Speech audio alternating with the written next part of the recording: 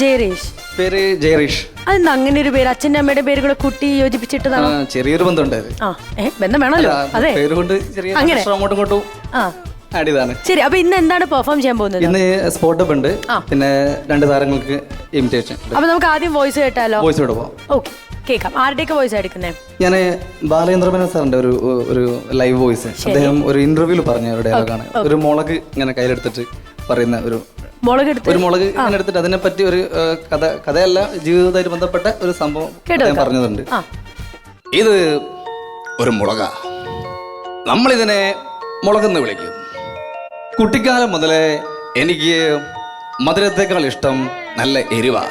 അതായത് ഏറ്റവും ഇഷ്ടമുള്ള ആഹാരം എന്ന് ചോദിച്ചു കഴിഞ്ഞാൽ ഞാൻ പറയും നല്ല പഴങ്കഞ്ഞിക്കകത്ത് കട്ട തൈരൊഴിച്ചിട്ട് അതിലൊരു മുളക് ഇട്ട് ഈ ഞവടി കിട്ടുമ്പോഴുള്ള സുഖമുണ്ടല്ലോ, ഈ ഒരു സുഖമാണ് KPSC അഭിനയം കാണുമ്പോഴെന്ന് ഒരു ഇന്റർവ്യൂവിൽ ഞാൻ പറഞ്ഞിട്ടുണ്ട്. നെക്സ്റ്റ് നമ്മുടെ എല്ലാവരും പ്രിയപ്പെട്ട ബൈചേട്ടനെ, ബൈ സന്തോഷ്, പുതിയ സിനിമയെ പറ്റി എന്തെങ്കിലും ഒരു വിശേഷം ചോദിക്കുകയാണെങ്കിൽ അത് എങ്ങനെയായിരിക്കും റിപ്ലൈ ചെയ്യാന്നുള്ളത്? ഞാൻ ചെയ്യണോ അതോ മാസ്റ്റേഴ്സ് ചെയ്യണോ? സിജു ആയിട്ട് പുതിയ സിനിമാ വിശേഷങ്ങൾ എന്താണെന്ന്. ഹലോ ബൈചേട്ടാ. സുജു നമസ്കാരം. എന്തുണ്ട്? കുറെ ആയല്ലോ നമ്മൾ കണ്ടിട്ട്. ഞാൻ ഇവിടെ തന്നെ ഉണ്ട്. ചെറിയ പടത്തിന്റെ ഷൂട്ടിങ്ങും തിരക്കും ഒക്കെ. ഏത് പടത്തിന്റെ ഷൂട്ട് നടക്കുന്നത്? ഇപ്പം പുത്തൻ പടം അതിന്റെ 2ാം സീസൺ ഇറങ്ങാൻ പോവാണ്. നോട്ടറി കുഞ്ഞപ്പ എന്ന് പറയുന്ന ഒരു നേരും നെറിയില്ലാത്ത ഒരു ചട്ടമ്പിയാണ് ഞാൻ അവതരിപ്പിച്ചിട്ടുള്ളത്. പടത്തിന്റെ ക്ലൈമാക്സിന്റെ തൊട്ട് മുമ്പ് വരെ അതിന്റെ റോഡതിലുണ്ട്. ഇവരെല്ലാവരും പടം തിയേറ്ററിൽ പോയിട്ട് കാണുക, വിജയിപ്പിക്കുക, അത്ര മാത്രമേ പറയാനുള്ളൂ. നന്ദി, നമസ്കാരം.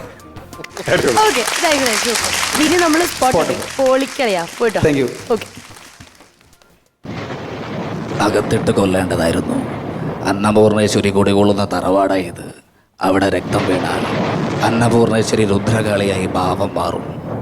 അതുകൊണ്ടാണ് ഇത്രത്തോളം വ്യത്യസ്തമായിട്ടുള്ള ഭാവതലങ്ങൾ, തീഷ്ണമായിട്ടുള്ള അനുഭവങ്ങൾ, സന്തോഷത്തിൻ്റെയും സന്താപത്തിൻ്റെയും ദുഃഖത്തിൻ്റെയും രോഷത്തിൻ്റെയും അങ്ങനെ എല്ലാ വികാരങ്ങളുടെയും പല പല തലങ്ങൾ ഇത്രത്തോളം തെങ്ങിക്കൂടിയ ഒരു സിനിമാ പ്രവർത്തകരെ ഞാനിപ്പോൾ കാണുന്നില്ല. और अपने ये कपड़े पहनकर यहाँ किसके हुक्म से आए? हम अपने हुक्म के खुद मालिक हैं. हम अपने हुक्म से ही अंदर आए थे और अपने हुक्म से ही बाहर चले जाएंगे. तुमसे अच्छी तरह मिलने के बाद. तुम्हें अच्छी तरह मालूम होना चाहिए कि तुम किसके सामने बैठे हो. हमें मालूम है, इसलिए तो जूते तेरे मुंह के सामने रखे हो. तुम जैसे गद्दारों से हम नहीं, हमारे जूते ही मुंह लगाते हो. You're a man who is very good at hitting a ball with a piece of wood. Why has that made you into such a huge celebrity? I don't know the reason behind it. Maybe people like the way I use below.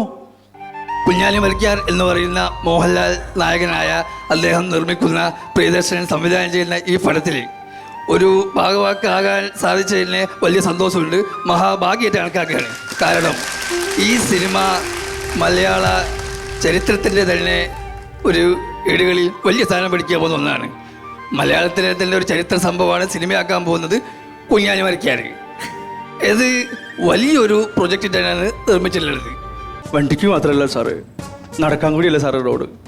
ഏതെങ്കിലും പാവപ്പെട്ടവൻ്റെ മേലെ കയ്യക്കുള്ളം പോയി കുതിരേറിയിട്ട് ചോദിക്കാൻ ചെന്നാൽ കയ്യക്കുള്ളം പറയുന്ന സ്ഥിരം ഡയലോഗുണ്ട്. നാത്താൻ പോയി കേസോട് കൊടുക്കലുള്ള ധൈര്യമാണോ sir? അതോ കൊടുത്താൽ ജയിക്കാൻ പറ്റുന്ന ധൈര്യമാണോ? അയ്യോ, അത് നമുക്കറിയാം. അല്ല, 1 കുറവാ, 16. അന്നാടെ കയ്യിൽ നിന്ന് 16 കോടിയുടെ മുതലേ പിടിച്ചുള്ളൂ കസ്റ്റംസുകാർ. ഇതിപ്പോ സാഹിബിന്റെ കയ്യിൽ നിന്ന് 5.5 കോടി. അതായത് 6 തികച്ച് വേണ്ട, 5.5 ബുള്ളറ്റ്.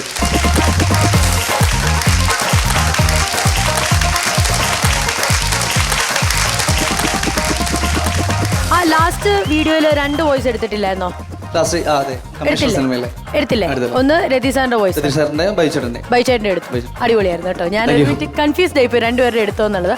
അതുപോലെ തന്നെ എനിക്ക് പേഴ്സണലായിട്ട് ഇഷ്ടപ്പെട്ട, ഞാൻ ഇപ്പോഴേ പറയാം, ഇല്ലെങ്കിൽ നമ്മുടെ മാസ്റ്റേഴ്സ് ഓൾറെഡി പറഞ്ഞു കഴിയും, ഇക്കയുടെ വോയിസ്, അതായത് മാമുക്കയുടെ വോയിസ് എടുത്തത് അടിപൊളിയാണ്. ഞാൻ ആദ്യം വിചാരിച്ചു വേറൊരാൾ വരുമായിരിക്കും എന്നുള്ളത്, കാരണം പെട്ടെന്നായിരുന്നു ആ വോയിസ് വന്നത്. അതും എനിക്ക് വളരെയധികം ഇഷ്ടപ്പെട്ടു.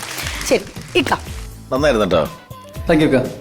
എല്ലാം പെട്ടെന്ന്, കാരണം ഈ സ്പോട്ടൊക്കെ ചെയ്തുകൊണ്ടിരിക്കുമ്പോൾ നമുക്ക് വളരെ എളുപ്പം അത് ശരിയായില്ല ഇത് ശരിയായില്ല എന്നൊക്കെ പറഞ്ഞ് കാണുന്ന ആൾക്കാർക്ക് തോന്നുമെങ്കിലും, പക്ഷേ ഇതിൻ്റെ ഒരു കഷ്ടപ്പാട്, അതായത് ഒരു വിഷ്വൽ കഴിഞ്ഞിട്ട് അടുത്ത വിഷ്വലിലേക്ക് വരുന്ന ഒരു വിത്തിൻ സെക്കൻഡ്സിലാണ് ഈ ആളും രൂപവും കാര്യങ്ങളൊക്കെ മറിയുന്നത്.